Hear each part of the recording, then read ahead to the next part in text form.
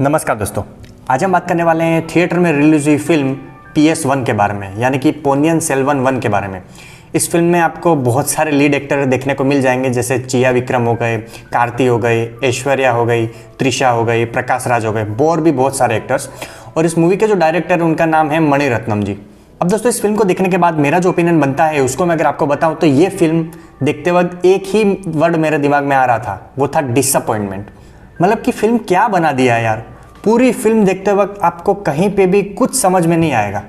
ना ठीक तरह से कैरेक्टर डेवलपमेंट की गई है, ना ठीक तरह से स्टोरी लाइन लिखी गई है, कुछ भी। मतलब अचानक से कुछ सीन आ रहे हैं, अचानक से कुछ भी डायलॉग बोला जा रहा है, समझ में ही नहीं आ रहा है पूरी मूवी में। अब दोस्तों, ये फिल्म वैसे तो चोल साम्राज्य के बारे में है, लेकिन पूरी फिल्म देखते वक्त आपको इतना कन्फ्यूजन होगा, कन्फ्यूजन तो दूर की बात हो गई, आपको कुछ समझ में ही नहीं आएगा। मैं आपको बताता हूँ कौन क्या राजा है, कौन किसका साम्राज्य है, इस टेम्पल का नाम क्या है, कौन किसकी बहन है, समझ में ही नहीं आएगा। इतने कैरेक्टर्स हैं, इतनी जगह के नाम भी आपको प्रोनाउंस करने में इतनी दिक्कत होती है। वो ठीक तरह से कैरेक्टर डेवलपमेंट हुआ ही नहीं है। पता नहीं किसके बारे में क्या बात करें। मैं सच बता रहा हूँ, आधी मूवी निकलने के बाद भी मुझे विक्रम क्या है ये पता चला, या फिर ऐश्वर्या राय कौन है पता चला, क्योंकि इतना कंफ्यूजन से उन्होंने वो डेवलपमेंट किया है कि समझ में ही नहीं आता कि कौन किसके बारे में बात कर रहा है। मुझे नहीं पता कि मणिरत्नम जी शायद ऐसा सोच रहे होंगे कि सबको इसके बारे में पता ही होगा। चलो, जिसको पता भी हो उसको भी कुछ अलग जानने को मिलना चाहिए ना। अभी कौन क्या राजा है, किसका क्या साम्राज्य है, किसकी क्या पोजीशन है, वो तक फिल्म में समझ में नहीं आ रहा था। और दोस्तों, जिसको चोल साम्राज्य के बारे में नहीं पता उसको तो ये फिल्म कुछ समझ में नहीं आएगा, कुछ भी नहीं।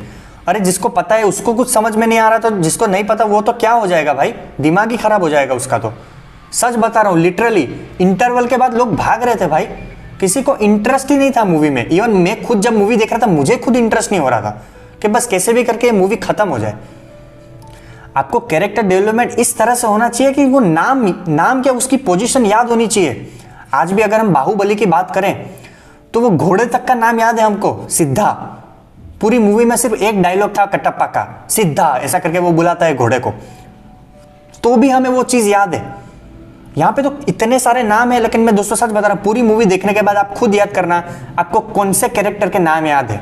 सच बता रहा हूँ, विक्रम का याद रहेगा, ऐश्वर्या राय का याद रहेगा, और भी शायद एक आध दो याद रहे तो ठीक, उसके अलावा कुछ याद नहीं रहेगा पूरी फिल्म में। क्योंकि ना ही इसको ठीक तरह से प्रेजेंट किया गया, ना ही उसको बारे में कुछ ना कुछ बताया गया कि ये क्या है, ये क्यों है, क्यों लड़ाई हो रही है, पीछे का रीजन क्या है। और पूरी मूवी में रीजन क्या है समझ में नहीं आ रहा है। राजगद्दी के लिए या फिर साम्राज्य के लिए, किसके लिए लड़ाई हो रही, कुछ समझ में नहीं आ रहा है पूरी मूवी में। और दोस्तों, जैसे मूवी में बोला जा रहा था कि चिया विक्रम का अच्छा रोल है, बड़ा रोल है, क्या बड़ा रोल है। स्टार्टिंग में कुछ समय के लिए आए, फिर गायब हो गए पूरी मूवी में, फिर कार्ति ही दिखे हैं पूरी मूवी में। बस इधर से इसका संदेश उधर पहुंचा रहे हैं, उसका संदेश इधर पहुंचा रहे हैं, कहाँ घूम रहे समझ में ही नहीं आ रहा है। अगर वो देश छोड़ रहे हैं फिर भी पता सब एक जैसा ही लग रहा है हमको यार, कुछ समझ में नहीं आ रहा है। चिया विक्रम फिर 2 मिनट के लिए आते हैं, फिर गायब हो जाते हैं, और बस एक ही चीज है कि यार बस मेरा प्यार उसने ठुकरा दिया, उसने उससे शादी क्यों की, बस एक ही बात बोल रहे हैं। अरे किसी का मकसद क्या है, मुझे तो यही समझ में नहीं आ रहा है पूरी मूवी में कि आखिर वो बताना क्या चाहते थे, कि साम्राज्य हथियाना है, राज करना है, राजगद्दी पे इसको बिठाना है, किसी के साथ इसकी लड़ाई करनी है, कुछ समझ में नहीं आ रहा है। एक दिशा नहीं मिल रही है पूरी मूवी में, सब कुछ इतना अटर पटर खिचड़ी बना के रख दी है। देखिए दोस्तों, मैं अगर बताऊं तो फिल्म देखने में अच्छी लग रही थी, कोई भी ऐसा नहीं था कि खराब हो, कुछ भी नहीं, देखने में भी अच्छी थी, VFX भी इसके अच्छे थे, कॉस्ट्यूम डिजाइन इसकी अच्छी थी, जो आभूषण उन्होंने पैर रखे थे स्पेशली ऐश्वर्या राय और त्रिशा ने, वो भी बहुत अच्छे लग रहे थे। इवन ऐश्वर्या राय की जो ब्यूटी है दोस्तों, मैं तो आज भी मानता हूं कि ऐश्वर्या राय जैसी सुंदर अभिनेत्री अभी तक में कोई नहीं आई है। सबसे सुंदर अभिनेत्री हमारे इंडियन सिनेमा में अगर कोई है तो वो है ऐश्वर्या राय बच्चन। आज भी अगर उनको देखोगे तो उनके चेहरे में वो तेज, उनकी आवाज में वो निखरता, वो सब देखने को आपको मिल जाएगी। जो गुरूर उनके चेहरों में देखने को मिलता है वो भी अच्छा है, लेकिन उसको भी इतने अच्छी तरीके से प्रेजेंट नहीं किया गया है, और उसमें पता नहीं होना चाहिए था, लेकिन क्या कर रहे थे। लेकिन दोस्तों, ये तो दूसरे एक्सपेक्ट की बात होगी कि चलो VFX है, आभूषण है, कॉस्ट्यूम, ये एक पल के लिए आपको देखने में आंखों को सुकून मिल सकता है, लेकिन जो सबको सुकून दे, जो सबको आपको बिठा के रख दे, वो क्या होती है, स्टोरी, जो बेसिक पॉइंट होता है। कितना भी VFX खराब हो चल जाएगा, कितने भी आभूषण खराब हो चल जाएंगे, कॉस्ट्यूम गलत हो चल जाएगा, लेकिन स्टोरी सही होनी चाहिए।